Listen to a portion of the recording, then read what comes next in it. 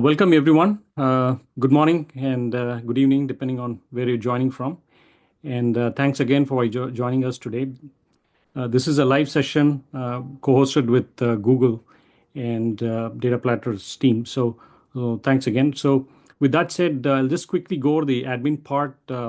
We will have a couple of polls, probably 3 of them, during the course of this webinar. So we would like you to please go ahead and make your choices so that way it'll help us to navigate the conversation as well as help us to stage ourselves for the future webinars. So, and second is we'll be sharing the video recording as well as the slides, so you can skip taking the notes per se. So with that said, again, my name is Harish Ramchandraya.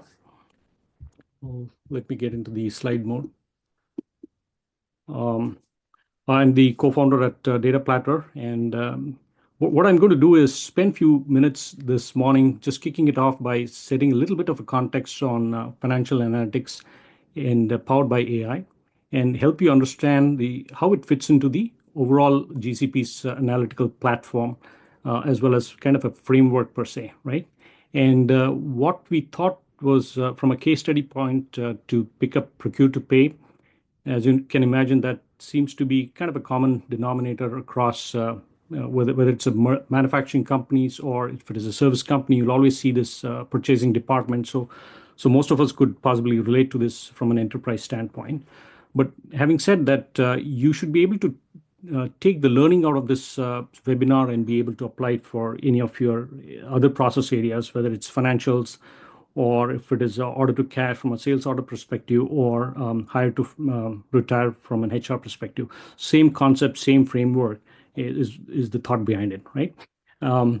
With that said, what I'll do is I will quickly go over the speakers and then I will come back with the agenda, right?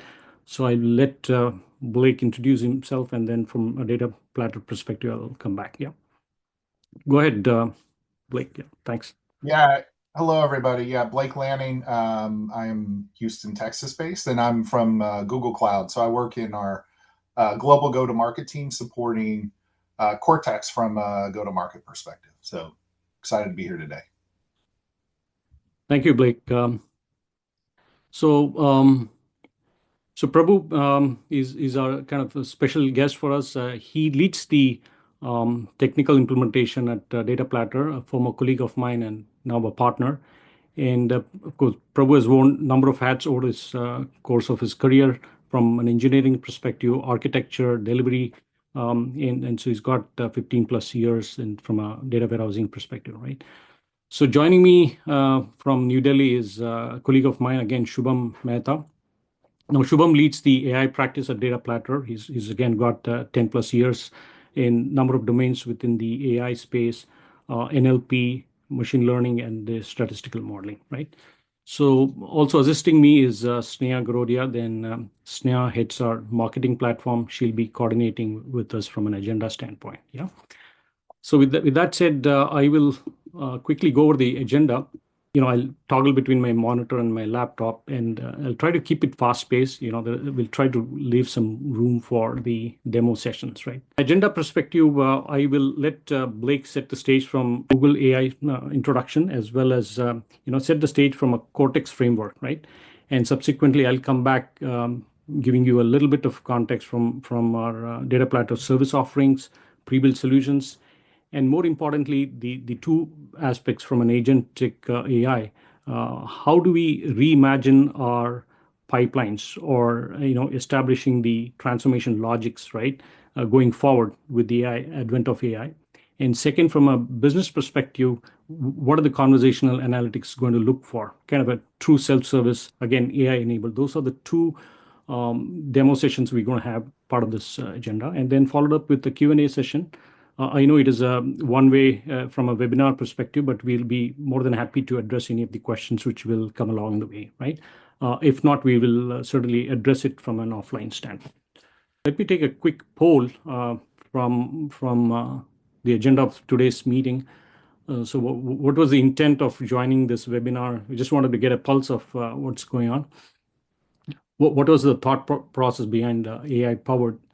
So what you see in your screen, if you can go ahead and make your choices, is it to do with learning the fundamentals of agentic AI? For those folks who are not familiar with ELT, is the extraction, loading, and transformation, and then the Mendelian architecture or the opportunities you're trying to explore from an acceleration standpoint. Please go ahead and make your choices. We'll have some stats coming out. Oh, cool. So interesting. 40% of the folks have come in from the ELT automation, which is interesting, right? And in the yeah, I think to a large extent it is the back-end engineering which folks are uh, inclined to understand from this webinar. Cool. So with that said, I will hand over the next step to Blake. Blake, you can take it up. Perfect. Yeah. So AI agents in general, right? I mean, there's a huge opportunity to drive business impact, both from a delivery standpoint and also having agents that are addressing specific business needs.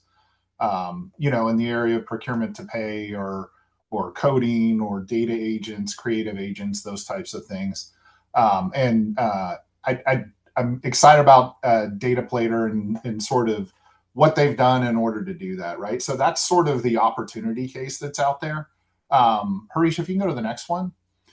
Sure. If you think about the businesses that are out there, right, there's a lot of companies, 85% experimenting or doing limited production using AI or Gen AI tools, and very few that are really accomplishing or implementing at scale in order to do that, right? And I think oftentimes there's data platforms that aren't meeting the needs in order to realize the value that you can really leverage from what's happening in the AI and the agentic space. So at Google with Google Cloud, so the Cortex framework, ultimately what is there is there's a whole set of data accelerators. So pre-engineered data models. The idea was to reduce time to value for customers to be able to implement and address certain enterprise systems that are in enterprises in general, and have implementable models for systems like SAP, Salesforce, sort of MarTech. How am I performing on different digital channels? There's sustainability in there. There's various content areas that are there that are deployable, extendable, expansible, and then you can build on top and around that, right? And I think ultimately, when you look at what Harish is going to talk about here, Dataplatr has done a great job of not just leveraging the Cortex framework, but also building around that for other solutions that they're bringing to market. Thanks, Blake. So I will continue the Cortex framework. I'll double down on that aspects. But before I do, just a quick background of Dataplatr.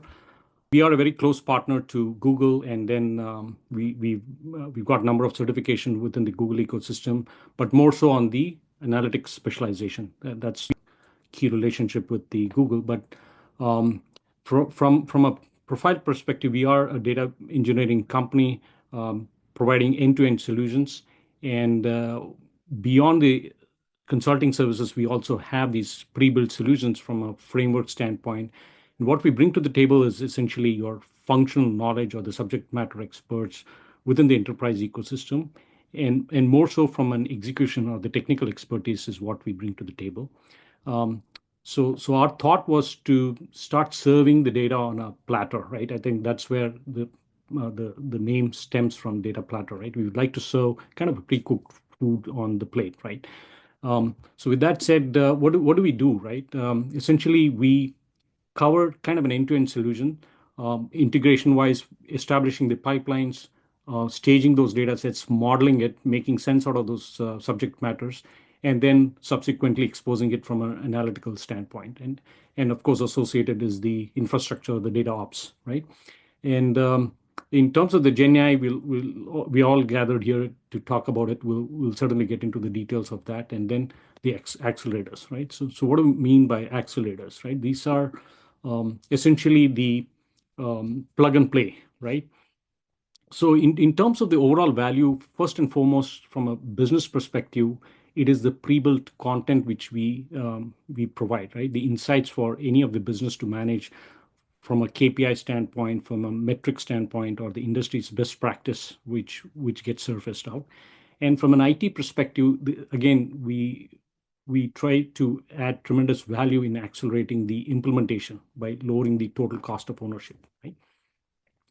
What you see visually is essentially is the prepackaged solution from an IT perspective. What would otherwise take months or years in order to implement this, we have compressed those things by preempting those, right? As an example, if it is sales and marketing, whether it's Salesforce or Microsoft Dynamics, we have pre-built pipelines, models, and the reporting needs. Again, in similar lines to financial analytics, AR, AP, GL, contact centers, industry verticals, and manufacturing from a procure-to-pay perspective. So just to double click on what we exactly mean by plug and play, right? If you really look at it from a plug and play perspective, it essentially involves three components, right? The ingestion side of it, the modeling side of it, and then the reporting, right? So when it comes to ingestion, depending on the nature of the source system, the granularity of the data, the pace in which you source these data sets, we have identified the schemas, the tables, the elements, all pre-built for you. And then subsequently the transformation logic, the business rules already pre-incorporated from a physical standpoint or as well as from a logical data modeling standpoint. And finally, what gets served in the back end is we expose it from a visualization standpoint. In this case, Looker being the default tool, right? So these are the three core components, and then what we built is kind of a Cortex framework, right? Just to add on to what Blake envisioned earlier from a Cortex perspective, these are some of the back office or the front office sets of application. It's not just limited to what you see on the screen. There's a lot more to it. However, you make use of some of the pre-built or the components within the Google ecosystem, whether it's data proc, data prep, or fusions, and as well as Vertex AI and so on and so forth. And then you build the traditional or the classical model Mendelian architecture where you stage these data sets with minimal curation and then subsequently clean these data sets at a silver layer. And the most important piece of the puzzle is in the gold layer, where you not only do introduce all the transformation logic within a particular subject area, but also cross-pollinate, the dimensionality hierarchies and so on and so forth, but making use of it or data form in case of GCP ecosystem, where it's kind of a low-code modularized way of incorporating all the business logic, right? And then finally, these smarts gets exposed from a reporting standpoint. This is what you see in the folks who have transitioned or taken the digital transformation from the legacy into the cloud. Now, having said that, how do we now go back and reimagine? How do we redo these things with the advent of AI, right? There are a couple of challenges in terms of how do you accelerate the time to market, right? How do you compress this timeline from a development standpoint? How do you ensure the data quality of the compliance side of it, right? In terms of automation of that, right? Is there an opportunity with AI and scaling it up? You're not talking a few tables, but extended sets of tables. How do you maintain that? How do you handle some of the PII data in a quick order of magnitude, right? Or certain other sensitive information, right? All this in terms of scalability is what the current system has. Of course, you can address it with human intervention, right? You're coding these things, you're coding the SQL statements, or you're coding through a Python. And now the solutions or the options what we have in front of us is can we introduce an agentic way of doing it, right? And that's the demo which Shubham is going to follow up with. Take care of the existing framework as is with a similar outcome, but more from an AI standpoint, accelerated approach, right? So some of the things which we're going to show in the demo is the enriching those metadata structures, right? Which will help you to, from a technical standpoint, as well as from a business standpoint, and healing those data sets, right? And finally, the conversational analytics, which Looker brings to the table, phenomenally a strong tool out there to be able to address the reporting needs. What was yesterday a self-service tool where you would otherwise drag and drop a particular column or dimensions with the knowledge of those elements, right? Going forward, you may not necessarily know the elements of it, but you can use an NLP to come back with the similar outcomes, right? So that's what the conversational analytics on top of Looker is going to bring, and we're going to show a quick demo on that, right? So with that said, I will pass it to Shubham. Thank you, Harish. Thank you. Let me share the screen. To understand the agentic data pipelines, like how this data pipelines, which was happening traditionally for so long, is transformed now using agentic processes. Let us first go through design principles of it, like what principles we felt were important while designing the whole process and transforming it. The first principle is AI-ready data. So as humans, we know what is in that data. But for machines to make sense of it, we need to have the metadata, like the table descriptions, column descriptions. Then that data is AI ready. So that is the first principle. Second principle is low code UI. Uh, so data engineers are using it. It should have the flexibility to cater for every different situation. It should be customizable, and it should also have speed. If it's a no code UI, then it loses the flexibility part. If it has full code, then it loses the speed. So we have developed a low code system so that there's both flexibility and speed. The third part is human in the loop. Earlier the role of the human was of developer, but now the role has become a verifier. The AI writes the code, handles the system. The human has to verify that, approve that, and that also brings a lot of trust in the process. The fourth principle is AI plus rules. LLMs are great, but we have made a blend of probabilistic and deterministic methods. LLMs are probabilistic in nature, but if there is some process that can be done by simple rules, that brings robustness and trust to the process. So we have first now gone through the principles. Let us now go through the architecture for it, and then we will also see the live demo for it. These are the same layers which Harish shared, the medallion layers. Bronze layer tables, silver layer 1 view, silver layer 2 tables, and gold layer tables. Above that, we see the SQL codes that run in data form. Now this part is same as is in a traditional pipeline. The data form schedules it, maintains the dependency, and runs it. What has changed now is there is another layer on above, which is the agentic layer. The agentic layer is powered by Gemini models and is run on Vertex AI notebooks. So it is a team of agents that does various tasks. The first agent of them is metadata enricher agent. So as we said that the data needs to be AI ready. This agent takes a lot of context from different tables. So suppose it has to update a table description or column description. It looks at like what is the description of other tables, what is the description of other columns, what is the sample values of that data, and then it generates the metadata, and the human approves that metadata or makes some changes, or many times just approves it, and then the metadata is enriched. Then we have the silver layer 1 agent. And silver layer 1, there's some basic processing of data like standardizing column names, time zone conversions, etc. So LLMs create the full code here. It's different from the silver layer 2. So in this process, like the data is getting refined. LLMs generate a silver layer 1 code and some basic transformations are done. In silver layer 2, some additional refining is done, like the incremental tables are materialized here. The deduplication is done here. So in the silver layer 2, the LLM doesn't generate the full code, full SQL code. What we saw that was that the silver layer 2 SQL code follows some SQL structure. There's a structure to that SQL. So there are some slots in that SQL. The LLM gives recommendation to the data engineer. Okay, this is the column on which the partition should be done. This is the column should be non-null, things like that. And from there, the silver layer 2 is generated, SQL is generated through a template. We'll also look at all this in action. Then comes the gold layer agent. So the gold layer agent runs on Google ADK. It is built on Google ADK. What it does is it generates the gold layer table. So gold layer tables are business tables. Business tables, suppose there could be the final business table that's sales revenue by demography or some account balance summary, things like that. So this is a true agent. in the sense which is built on Google ADK.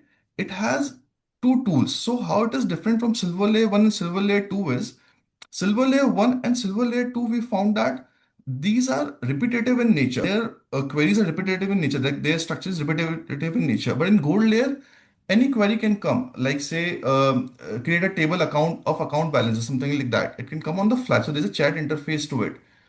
After that, it has two tools. One is the Discover Schema tool. So in the Discover Schema tool, suppose in a system there are 100 tables. Out of those 100 tables, if we are creating a sales revenue by demography, only say two tables might be important. So that Discover Schema tool in an optimized way looks for the right data that is needed to create the final gold layer SQL files. Then comes the Validate SQL tool. The Validate SQL tool, what it does is the gold layer agent first creates a SQL. That SQL might have errors in sort of like there could be that column name doesn't really exist. There could be some syntactical error. So this agent has a tool to do a dry run on the BigQuery, and if there's an error, it can self-heal that SQL and then make sure that the final SQL that goes into data form is correct.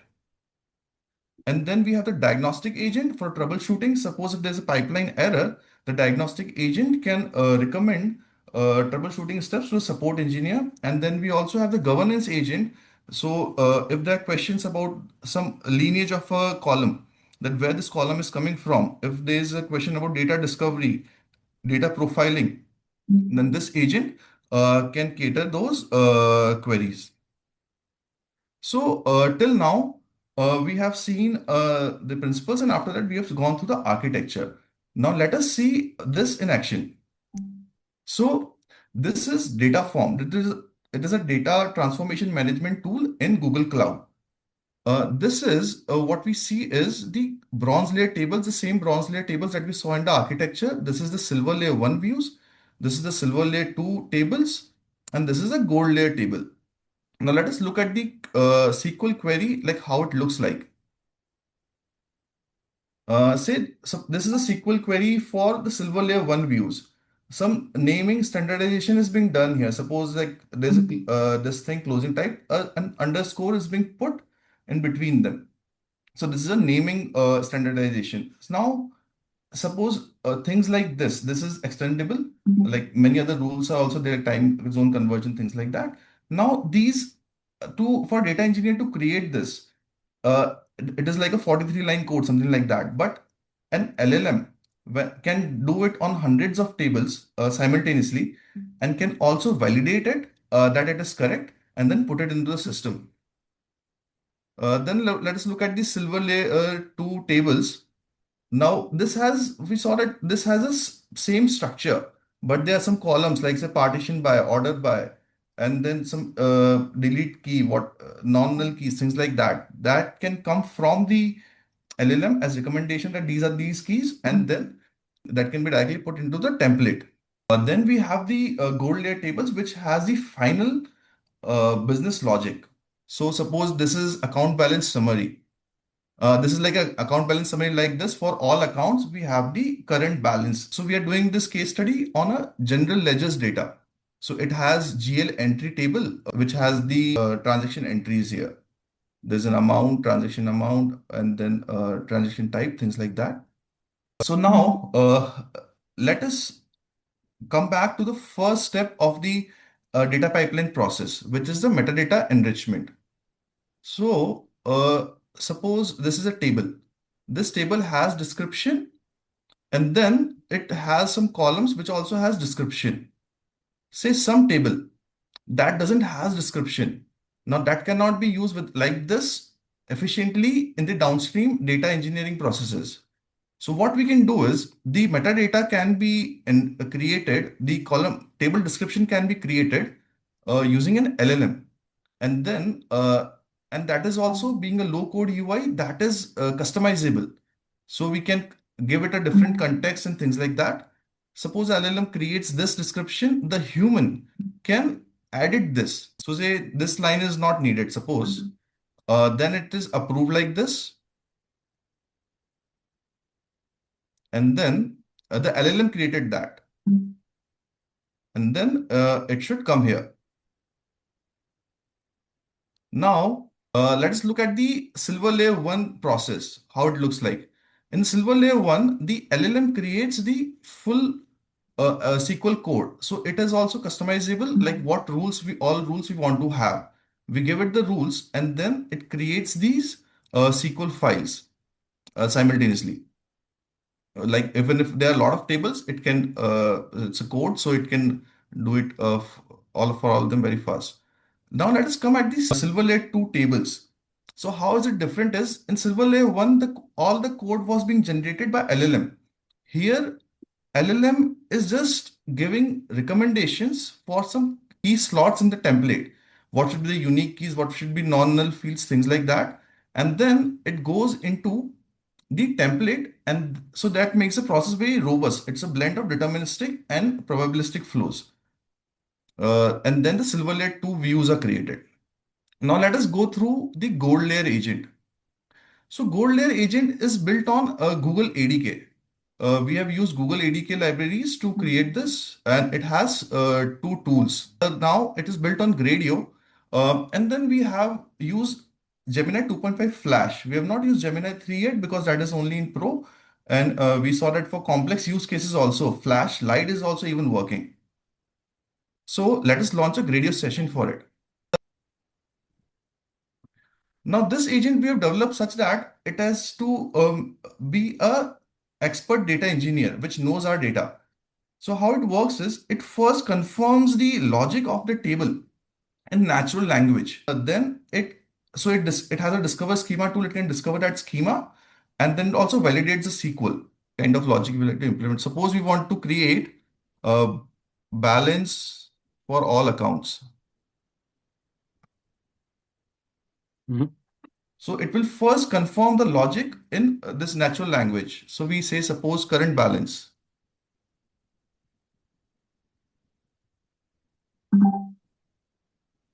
So it will confirm the logic in a natural language, and then it will create the SQL code on the right. That SQL code is also human editable. The human can change that SQL code.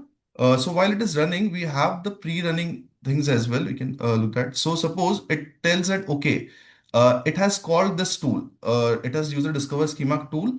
And then from that, it has said that, okay, this is the account number and this. So I'm doing like this. Does this logic align? Suppose yes. Okay. So it has created this, like it has created this SQL code. And then once we write it to data form, we can write it to data form. So this is a simple example, but we can change that code here. But we have checked that it works for complex use cases also. And then once we see here, if we do a refresh here, we should see the table coming here. Meanwhile, let us look at some other examples like how it has worked. Suppose in some other case, there was an error. Um, so the SQL validation failed. It picked up this as account NO. Then it again discovered the schema and then it found that, okay, the correct schema is account underscore number, things like that. So it can validate the SQL and give always a right SQL. Yeah, so the fresh table that we created is here. This ends the demo part of the presentation. So we have gone across the architecture and the demo for it, how the data pipeline process is transformed using agentic AI. Now I'll invite you for a poll, like seeing this process, which area of your data pipeline can be most assisted by AI? Is it writing the transformation sequence which go into data form? Is it always having the correct sequence by validating them all the time? Is it updated? So this can also create the updated documentation every time there's a change in the pipeline. That is also a feature. And suppose there's a new table that in the source table, and then that is the whole chain can be created seamlessly for it. The pipelines can be evolved. If there's a schema change, that can be handled, and there's also governance part, that data lineage discovery and understanding. So please take a moment and think about and answer the poll. You want to go ahead and publish the poll results? Mm-hmm. Got it. Okay. Looks like it's kind of spread across 3. Okay. Validating is SQL self-healing, and then Yeah. people are still handling the pipeline seamlessly, right? In fact, that's the root of the problem, what we're trying to address. And the lineage can be tremendously very helpful, both from a technical standpoint, even from exposing it to the business users. Not even going out of the ecosystem, right? You're literally addressing the lineage within what is already in bed. You're not bringing a third-party tool per se, right? So, cool. So Yes, with that, Anish. thanks, Shubham. Take a screen share here. Yeah. While that is popping up, we have a couple of questions coming up. We'll address that at the end of the session. So hold on to the questions, though. So I'm going to talk about 2 things today. One is Procure-to-Pay Cortex model, and with the Looker demo as well, and then the agentic AI use case for the finance team. On the Procure-to-Pay Cortex model, just a reminder, this is built on top of the Google's Cortex framework.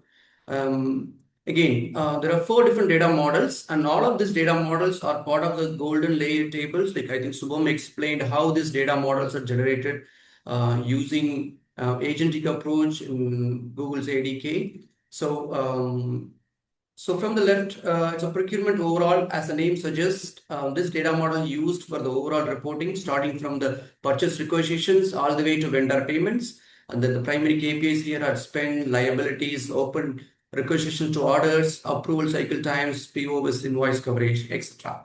And the second one is approval history information for purchase orders and purchase requisitions.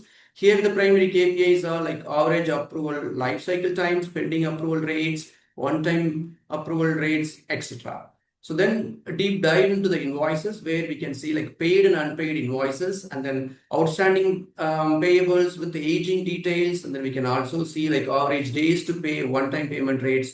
So these are all the primary KPIs part of this. So finally the spend snapshot, as name suggests, this helps us to understand the spend trend, like month to date, year to date trends, spend by different categories, and the spend under different management categories. So we can also see like purchase order and non-PO based spend rates as part of this data model. These are all set of KPIs, pre-built as part of our analytics actually. So the blueprint of the implementation of the Cortex frameworks in Looker, for example, all of those data model tables are part of the golden layer tables in BigQuery. The first step is like building the data models in Looker layer for those, and then building an explores on top of that for self-service, as well as to build the dashboards on top. So finally, we can see the Gemini features in Looker, how this is going to help the business people to do the self-service analytics.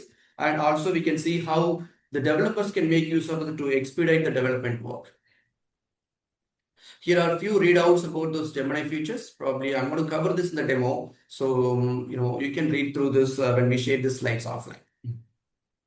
Okay, with that, I'm going to get into the demo. First thing, as part of our GCP pre-built analytics, we have like multiple functional offerings like contact center analytics, finance analytics, HR analytics, etc. So now we are going to go deep dive into finance. Under finance, I have 4 different modules like account payables, receivables, fixed assets, general ledger. And within each of these modules, we have multiple pre-built dashboards, and it comes with a self-service explorer as well. So I'm going to show like one of the dashboard.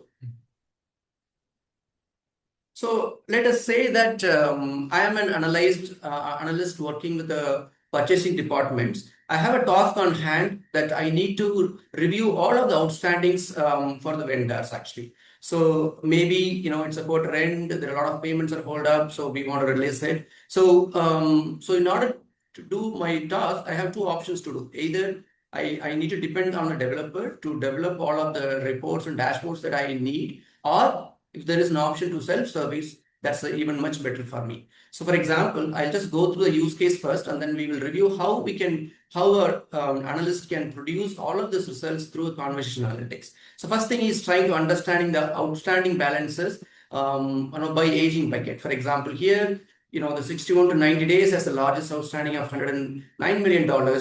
So now I want to deep dive, like what's the payment term of this actually? So now I'm going to staking up the payment terms on the same bar. So now it shows like the 30 days, net 30 is the payment within 30 days is probably the largest bucket in here. And then finally I want to see what are the invoices that part of this particular bucket actually. So now this table view here shows the vendor invoice number and what is the original invoice amount, how much is the balance, etc.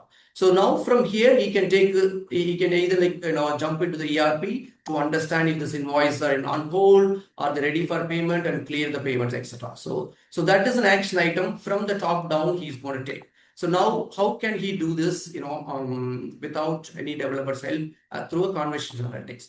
So the first step is to understand explore what is the data model built behind this. So this is an AP invoice aging. So this is what Dataplatr offers as part of pre-built analytics. So the multiple folders here, all the dimensional measures are like pre-built in here. So suppose if it's a Looker developer, so they can just drag and drop and do the reports by themselves. But now we are trying to figure out how self-service analytics works from here.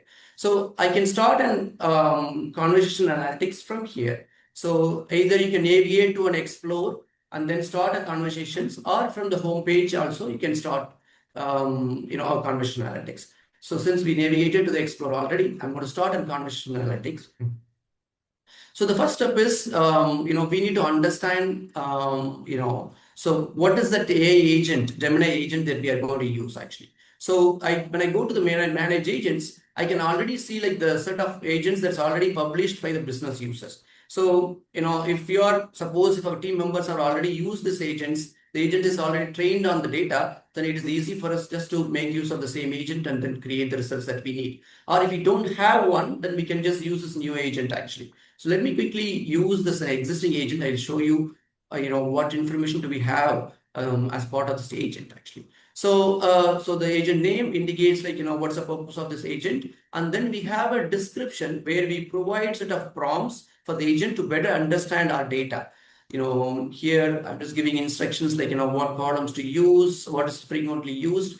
And then I'm also saying use this balance amount USD. Suppose if they're asking questions about outstanding balances, unpaid amounts. So people sometimes business users can give a different name, different context name, but the LLM need to understand the right column to use, if different context names are used actually. And then more instructions about some data quality problems and additional instructions actually you can go through. Suppose if you want, when you're using this agents, if you feel like there is some shortcoming or it doesn't understand certain areas, you can come to this and then update those, give those feedback to the agents, and then you can update this, and so it can do a better job. So then it also shows what data it has visibility to do, or it is having access right now. In case if you want to add more explores, then you can just add it and you can make use of it actually. I think once you confirm, okay, this is an agent that you're going to use, then you can start the conversation actually. Okay. So, so the first step I want to do is I want to see the outstanding balances for all of the invoices. So I'm going to put a prompt here. Show the outstanding balances by aging bucket in US dollars.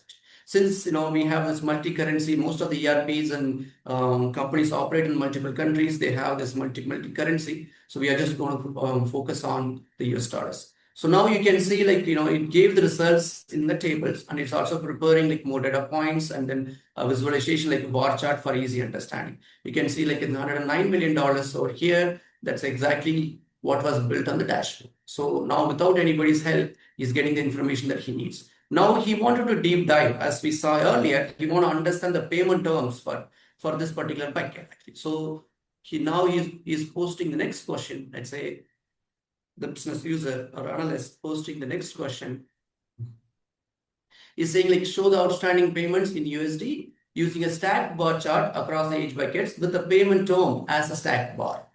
So with this instructions, it's going to give him the exact same chart we saw here, stacking the information by payment terms. It's just understanding his questions, his rewrite. It's just showing this exact prompt is going to use to generate this results. Then it got the table view first,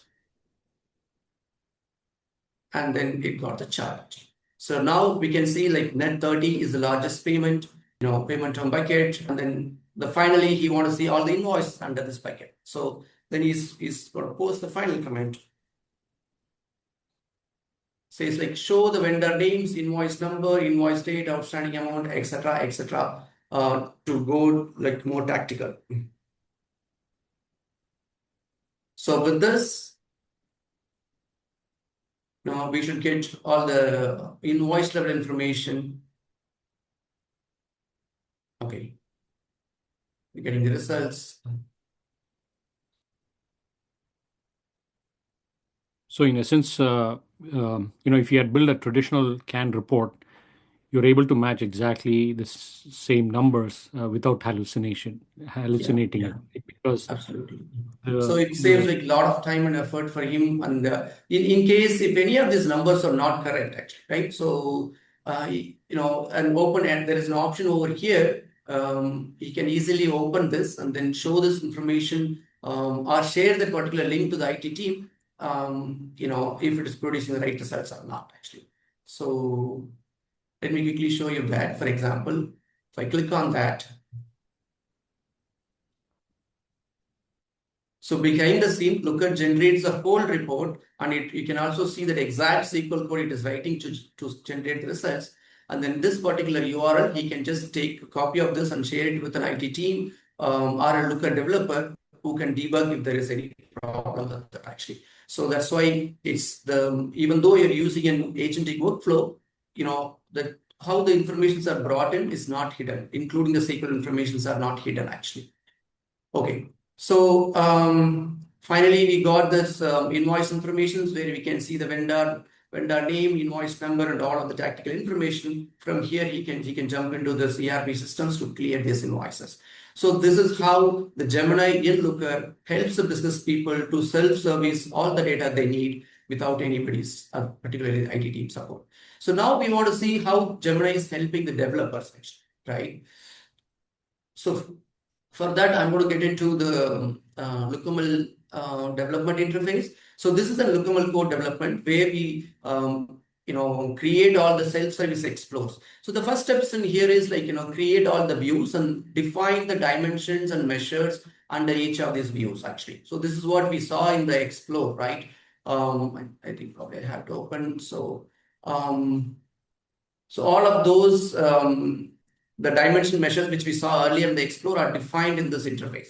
So in order to help the developers to expedite this process, so the Gemini again gives its features like create dimensions, create measures, create dimension groups, all the features in here actually.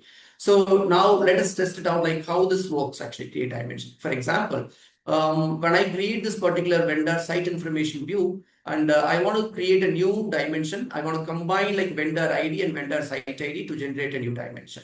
Right? Suppose, let's assume even if you don't have any of this, you can still, comment out what do you want to do here actually. So I'm just giving a comment prompt here, concat vendor ID and vendor site ID with the hyphen in between. So then when I click on this, then it gives a code suggestion. Okay, it exactly gave the syntax what we need as a LookML syntax, dimensions, the SQL code, etc. So now if we just mouse over to it, so you can see the code is getting inserted. And likewise, we can generate like a number of dimensions quickly.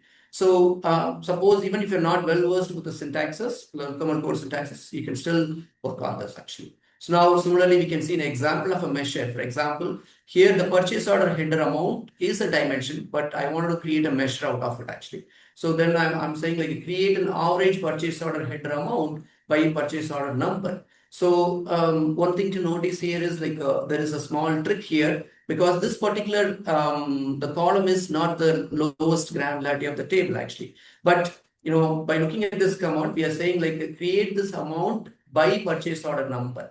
So it knows like the purchase order number, this table is at a line level or this particular view is line level, but we are looking for this measure at a header level. So then it smartly generates this code actually. The suggestion code is here. It generates this measure and you can see this measure type is average distinct. And then it is also giving this distinct key as a PO header ID. So all this information is probably it is very difficult for some new developers to understand. But whereas, this Gemini is smart enough to generate all this code actually. So again, as usual, you can insert this And then, so this is how the developers can make use of this to expedite their development work. Let me get back to the second topic that I want to cover here. That's an agentic AI workflow for a finance team. So this is one of the interesting, case that we implemented for one of our customers. So in this, the finance team have a, so they were in fact taking like after the month close or the quarter close. So they were taking a lot of time to close out their financial, periods actually, because of like, they are making use of multiple SaaS products to do their invoicing and then to do their accountings in order to bring data from multiple sources. And then they need to reconcile all of this information with their CRM systems where they get their main contracts actually. So that's a hell lot of activities in the month end. So this agent is helping them. For example, this agent have access to all of this data. And then their CRM data, like Salesforce data, which has like contract informations, comes through the data warehousing golden tables, like which we have seen earlier. This is also generated using the agentic framework, the golden layer tables are. So now the finance users have access to this reconciliation agent through this chat interface where they can see the results of this reconciliations. And then they can perform all these operations, in a click of a button. For example, for accounts, if the data is completely matching, they can just approve all those accounts for the statement generation, like financial statement generation. It could be P&L statements, or it could be balance sheet statements. Actually, they can approve those accounts. So in case if the invoices are missing, so then they can invoke this agent to generate the invoices actually. So, or if there is a reconciliation problem, for example, the invoice amount is not matching with the contract actually. So then they can send the notification to the respective team to make a corrections here. Or if the journal entry is missing, through this agent, they can call the particular API and generate the journals instantly. So likewise, they can perform all of these operations in a single place. Otherwise it would take like days for them to reach out to different teams, and by the time they receive all this information actually. So this pretty much saved 10 to 15 days of this period close activities. We can probably show in another webinar we can show how this is working actually. I hope you find this useful. In case these kind of agentic workflows can be also applied to multiple other use cases. For example, if companies are using like Stripe or PayPal payments and they want to do a cash or settlement reconciliation, or companies are using like travel and expenses through another software where they wanted to do a validation and then policy enforcement, or if they're using like inventory or WMS systems where they want to reconcile between their WMS systems and their prime time ERP. For all of those cases, we can use this framework to do that actually, to help the customers actually. With that, I'm going to jump into this quick poll. So what interests you most about the agentic AI approach showcased in this webinar? Is it an AI-driven automation of the data transformation task? Is it the human-in-the-loop governance and control, or continuous data quality enforcement and proactive monitoring, or the chatbot-driven data interactions for the business users, the cost and time savings through a reduced manual intervention? Let's take like a few seconds to get the answer. I see all of you polling already on chatbot-driven data interaction for the business users. Yeah, it's very important to have a trust on the systems. A lot of you also answered like cost and time savings. Yes, it's very important for the management. Okay. Yeah, it's spread across, but a lot of people have interest on continuous data quality enforcement and proactive monitoring.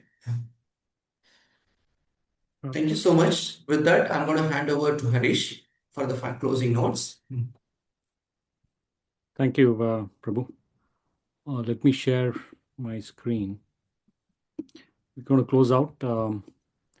I think there are some couple of questions which have come before I jump in.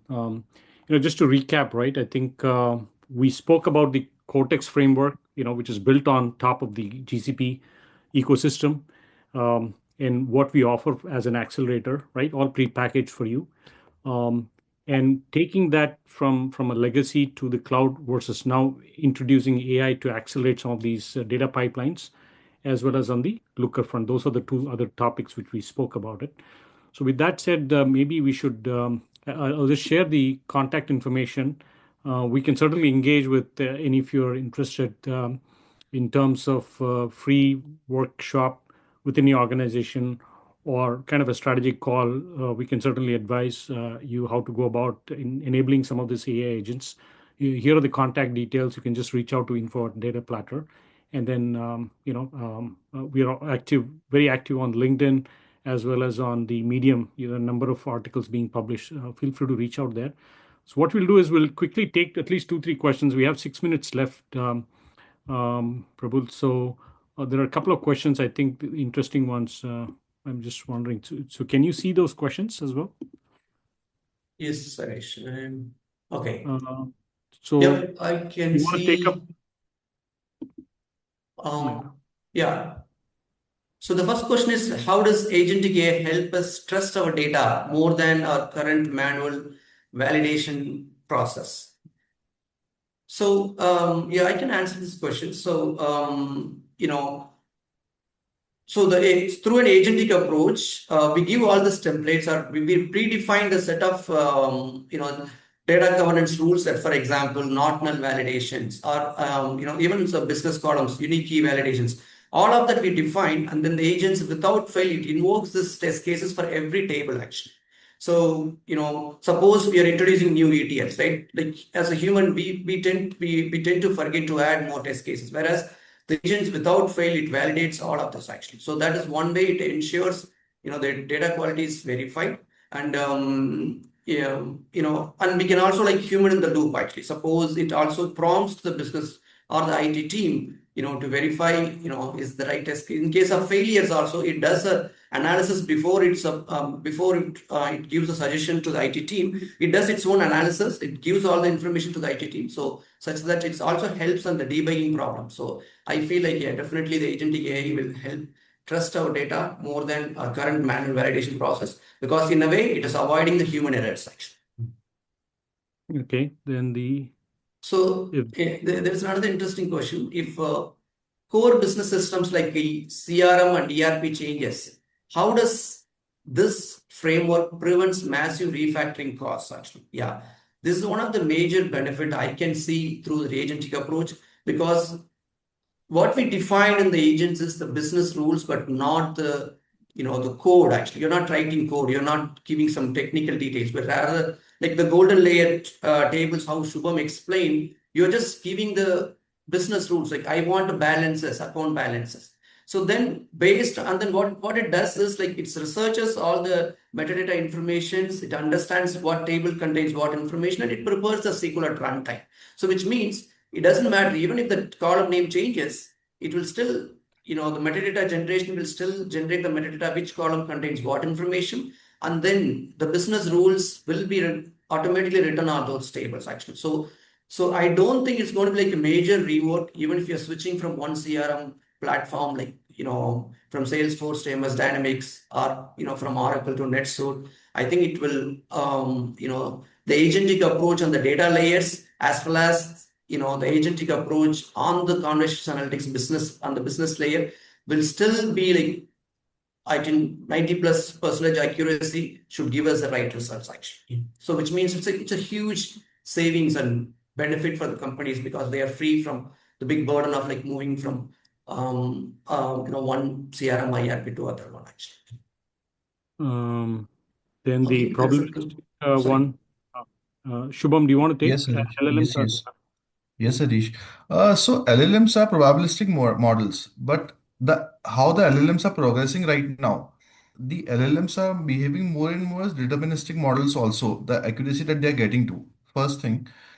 Second, we are making it so all the SQL codes that are created, they go through a dry run. So that SQL is always valid. Third thing is like there is always a human in the loop. So after the dry run also, first the LLMs are good. Second, there's a dry run. Third, there's always a human in the loop. The LLM assists the human in creating that code like very fast, and the human still approves that code. After that, we have tried to make it a blend of probabilistic and deterministic flows. Wherever possible, like the flow can be very deterministic. We have made it deterministic also. So this process is completely trustworthy, and we have made ensured that the trust is like not compromised, and it's actually, as Prabhu said, is increased in this process with more quality checks and everything. So, so Blake, do you want to take the ROIs? There are two questions associated with it. Um, from The one on the last cost one. of the use of Yeah, the API. Yeah, I mean, I as think what you'd find, and it's probably going to depend upon how much you're relying on contract labor to do different things, right? I think if you start using these, what you'd find is the API usage is going to be significantly less than what it would cost to bring people in to otherwise do a lot of the engineering work. The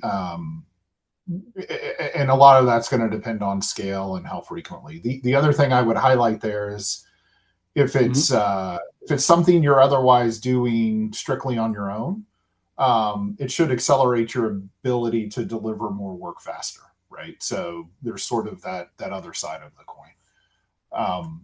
And Harish, what's the other one? Just to close out, just to add, the other thing is as you're building this pipeline, the data models and reporting, to a large extent, it's an upfront cost, the amount of LLMs you're going to use, and then it'll taper off because you're not doing this SQL generation on a daily basis, right? To a large extent, right? So some of his models, once it gets stabilized, it is in kind of a operational mode per se, right? So yeah, the other questions.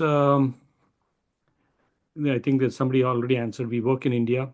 What is the hard ROI shifting to agentic? How quickly do we see the return on investment? How quickly can we see this? I think, yeah, I mean, there's twofold to it. I mean, obviously, the Cortex can bring a lot of acceleration because it's already figured out what needs to go after. The AI can compress it even further, right? In a conservative way, you're looking at close to 30 to 40%. But as we speak today, I'm sure a year from now it'll take it even further, right? And you can see this upfront, right? You don't have to wait for a year to figure it out, right? These are very agile approach in terms of return on investment. You can see the business outcome happening in weeks, if not months, right? So I would say you don't have to have a long wait for that. And then the reconciliation, yeah, I think Shubham, you already answered that. So Blake, did you want to add anything else? I mean, No, I think it was very helpful. And if there's any specific engagements we can help with, Harish, let me know, and I'll get the absolutely, right account teams engaged. certainly, yeah, yeah.